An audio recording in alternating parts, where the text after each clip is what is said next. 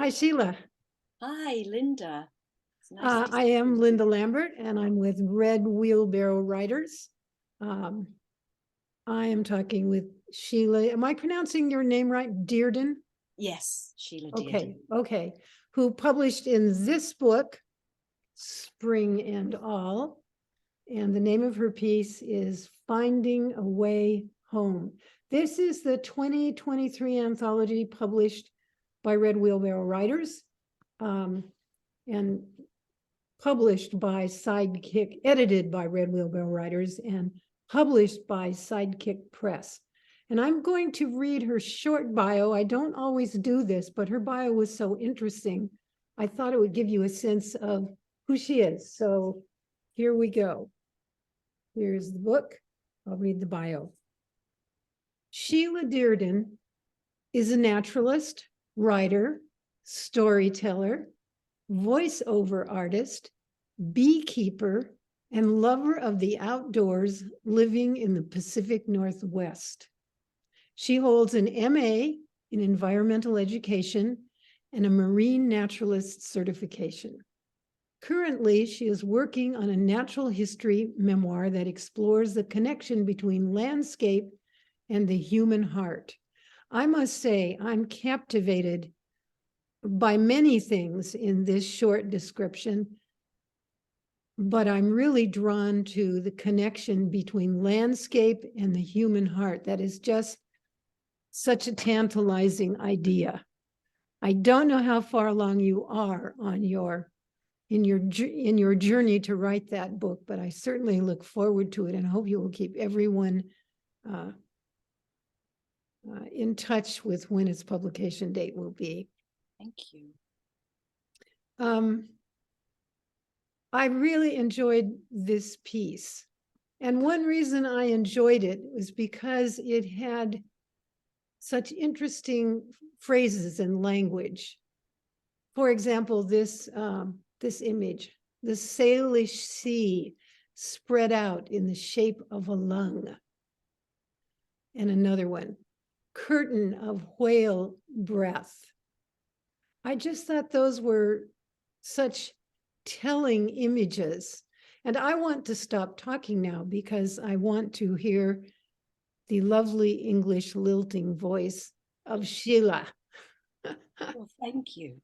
Thank you for that beautiful introduction, first of all, and thank you for the opportunity to tell this story as well. It's a very dear one to my heart, and I know we'll talk a little bit about how long I've been writing for, but I really feel like sometimes stories are with us, and I don't feel like I'm writing this story. I feel like the story is writing me in many ways.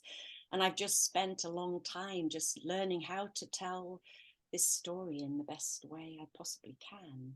And so being accepted, into this anthology is very gratifying to my heart, because it's kind of a message telling me, well, maybe I'm getting there. Maybe I am beginning to honor this story and tell it in the way it needs to be told. I have said several times to writers that I've been talking to that this anthology has some really stunning, excellent pieces in it. And though I was not on the editorial board and I'm not here to judge, I can just say that as a fellow writer and a person who enjoys good writing, that this was an essay I was really quite drawn to. And part of it was the unfamiliarity.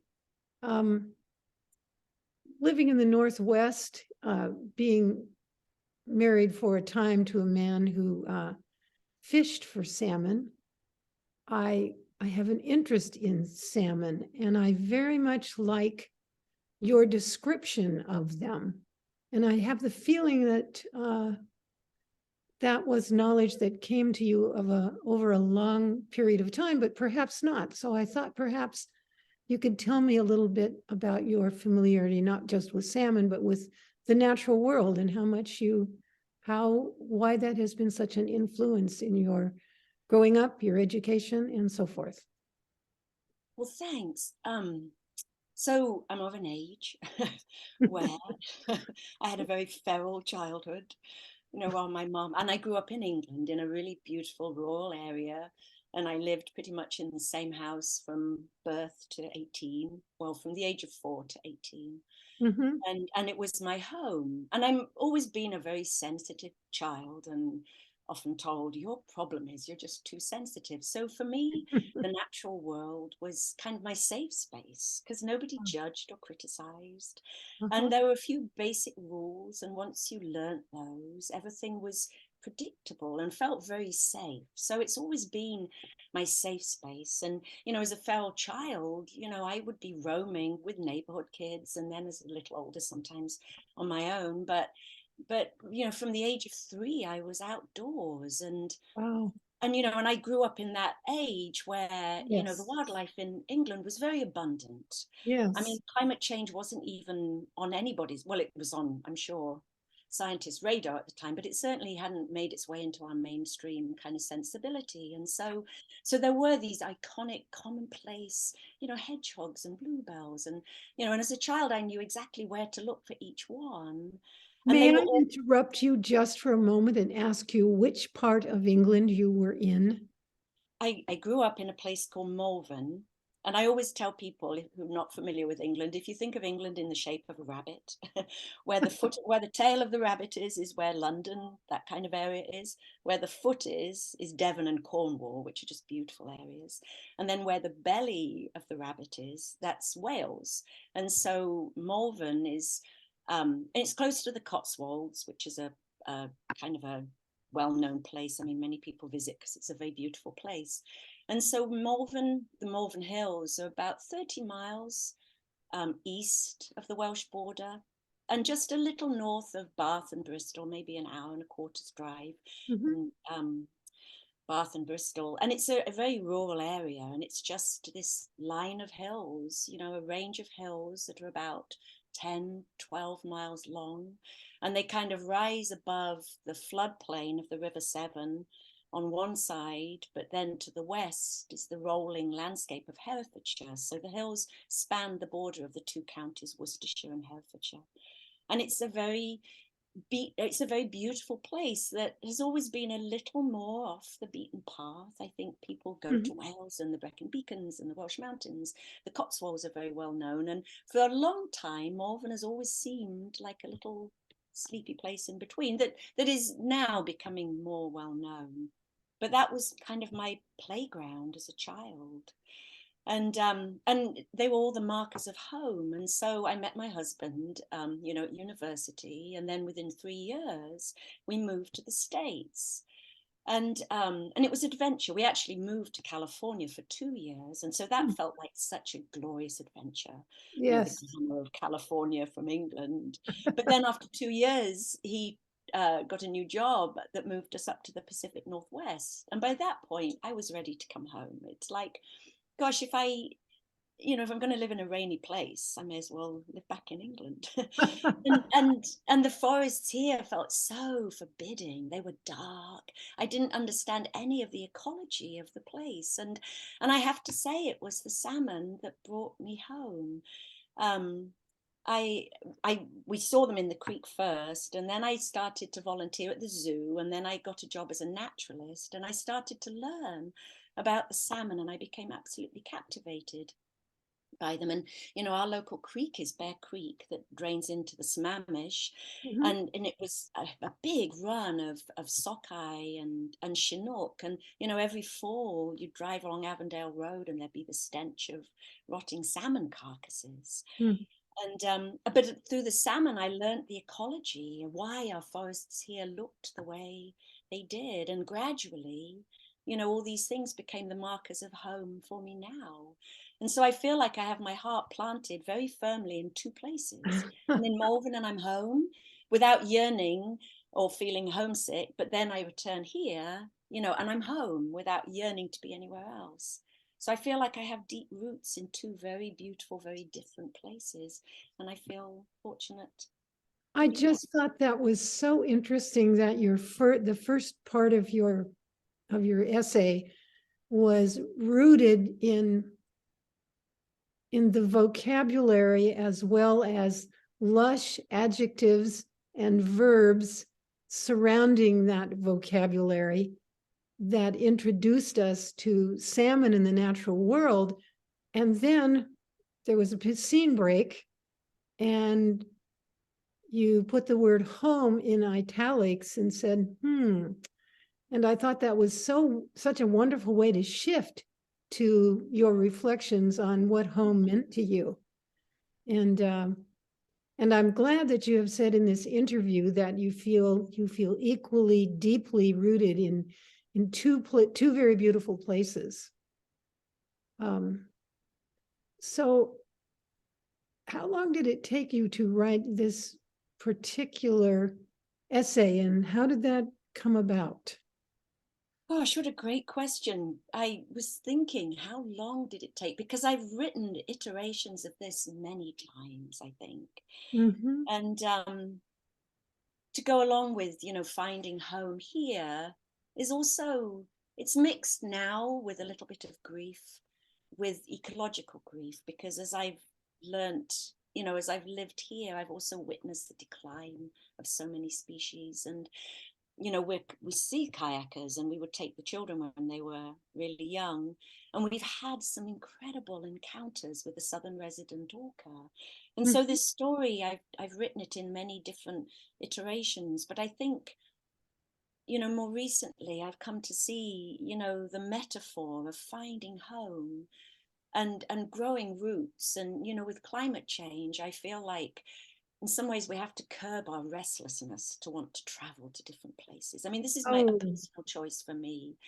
And so although I feel very rooted in two different places, and I know I will travel back because I still have family in England, I'm trying to not keep on wanting to go backwards and forwards, and I carry Malvern always with me, just writing this. Sometimes I'll be writing things and I look out of the window and it's like, what's happened to the forest? Because I'm so deeply immersed in, Beechwood Forest, and it's like, what happened, And so I it's hard to even say how long it's taken me, because I think, I've been trying to tell this story, learning to tell this story, over probably 10 years. And then just weaving that sense of home and what that means to be really rooted in a place. And it's all the, it's the natural world that's kind of, now I understand the ecology of that landscape. And it's that connection between heart, and the landscape, and that recognition, with the salmon, that their lives are, infinitely as complex as ours, and the orca, the salmon, they're these sentient beings. And, it's wanting to take their perspective, to look at the world, through their bodies and the ways they experience it. I was caught by your phrase, curb our restlessness, because I do think that a lot of the traveling is done out of restlessness and doing something interesting in retirement or on your vacation. And I think it's tearing away somewhat from the rootedness of home.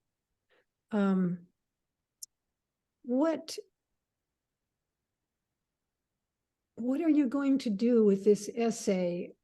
How is that going to factor into your memoir? Is it one of the kernels of it? It is one of the kernels of it, actually. The story that I tell about the whales, obviously for this I had to cut a little bit of it. Sure. But there was one point where, I mean, the pictures that my husband had taken were kind of blurry because it was like, and we believe, that it may have been our last encounter with Granny, who was the oldest, J2. She was the oldest of the orca, and I'm very drawn to the fact that the orca, they're matriarchal. It's a matriarchal lineage, and it's the women, it's the matriarchs, the older females who hold the story, culture, the wisdom of each of the pods. And I feel like my story. I've written this into my first draft of a memoir, but then when I read through it, I realized how much I hid behind the natural world, and it felt so Oh, much safer describing this ah, than really digging into more personal things. And so I feel like, just thinking about the role that salmon have taken and their resiliency and that drive to find home, but they're open to that possibility. They, if they can't get back to where they go, there are still some that find, if possible, other places. I mean, mhm. they explored the territory once the glaciers were melting. So it's being open to Yes. possibility, to creating that sense of home and wonder. And it exists, right outside our doorsteps. We don't have to travel miles and miles. I mean, it's right there. And it comes with an immense feeling of privilege living in this beautiful area of the Pacific Northwest and having grown up in a beautiful area. But it's just that knowledge and, wanting to for us all to see that we don't have to go anywhere to discover wonder and astonishment. It's right here. Even in the city, you can just look up at the sky, the beautiful blue sky we had yesterday, and it's right there. It's a matter of developing a sense of wonder about where Yeah, you are. And I yeah. was caught by what you also said in your essay when I read it about salmon finding new places after hundreds of years when they had not been able to visit. That's that's remarkable, and I didn't know about that. I'm wondering if you have run into the new book of poetry called I Sing the Salmon Home. I have. I was just actually introduced to that by a friend, and it's edited by Raina Priest. And there's two poems of her. Well, all her poetry is exquisite, and there's one in particular that comes to mind about Orca, and she touches my heart really deeply. And Yes. I'm excited to get my hands on that anthology that you just mentioned.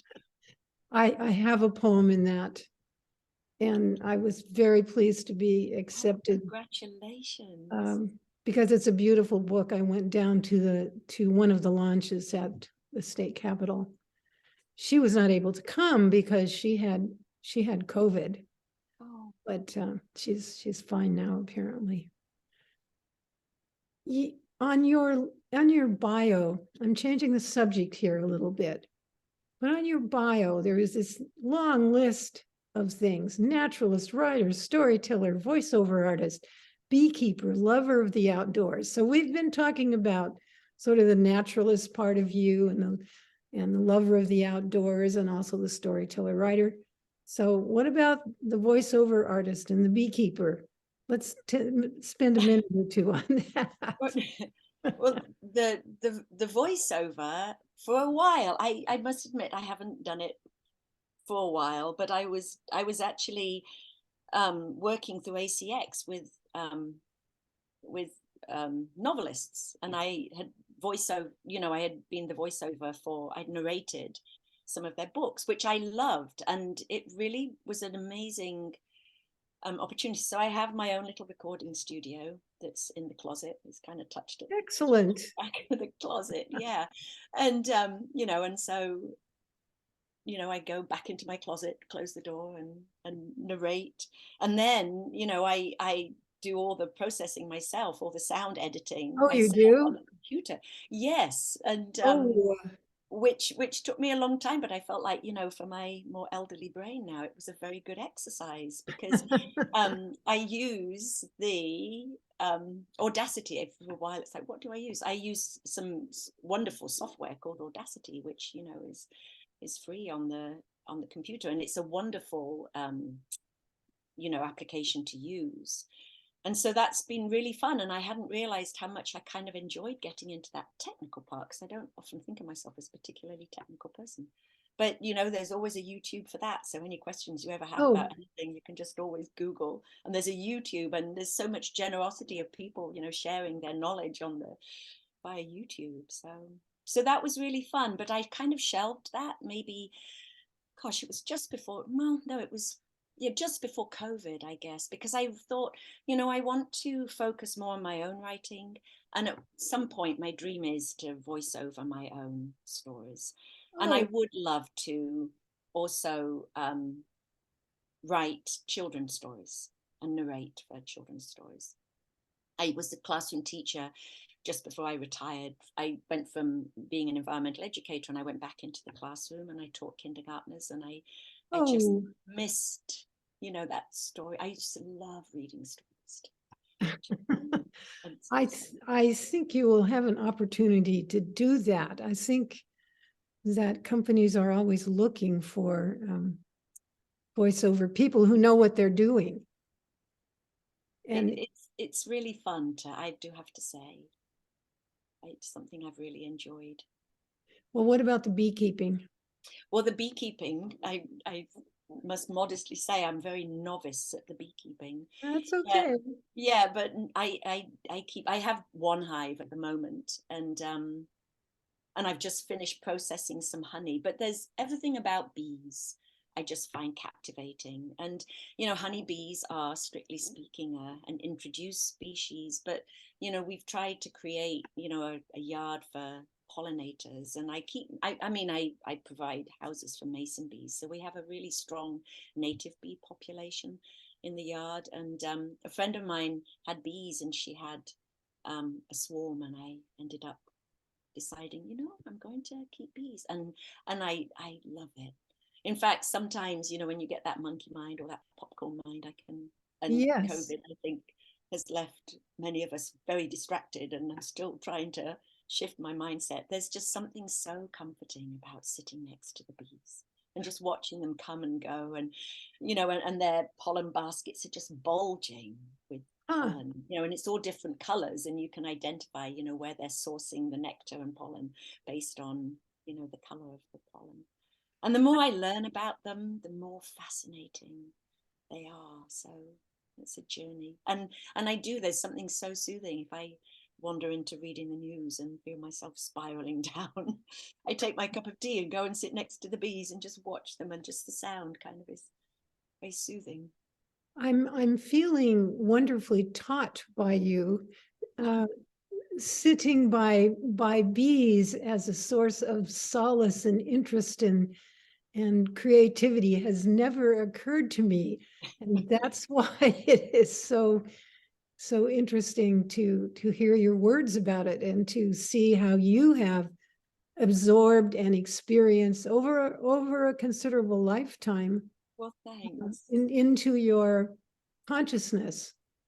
Thanks. Well, and I often think bees get a bad rap because people will often say, "Oh, I got stung by bees," and it's like, you may have got stung by a bee if you sat on it, but the chances are, if you've just been out in the garden and something and stung you, the good chances are it's going to be a yellow jacket, not a bee. So I Yes. just, and I have a grandson, and I just think it's the greatest gift you can give kids to learn, especially about a lot of invertebrates, because they don't often get a good rap. Oftentimes we tell all these terrible stories. Don't touch it. Oh, it's going to sting, and it's like, yeah, absolutely. I mean, honeybees can sting you, but the chances of them doing that are slim to none usually. So. I wish I'm taking care of my 7-year-old granddaughter right now, and I wish I could bring her down Oh yeah. and enjoy your presence, because Well, obviously you relate to children as well as to us grown-ups who are privileged to read your work. thanks. Thank you. But I would like to thank you for being a part of this interview series, but also for submitting your piece. I think people will enjoy reading it, and I encourage them to do so. And I hope now you will read a little bit of it. And I think it's interesting, the part that you thought you might read was one of the things I noticed, because it was such a nice time marker, moving from the passages that had come before. It was a time marker. So let's close out with that, Well, Sheila. thank you. And I do Thank want to you. also take the opportunity to say thank you so much, for publishing my piece in this beautiful anthology, and also for this interview. Thank you. So yes, the piece I wanted to read is when I'm now in the Pacific Northwest. So 35 salmon seasons have passed since that first encounter. Salmon have stitched me in place.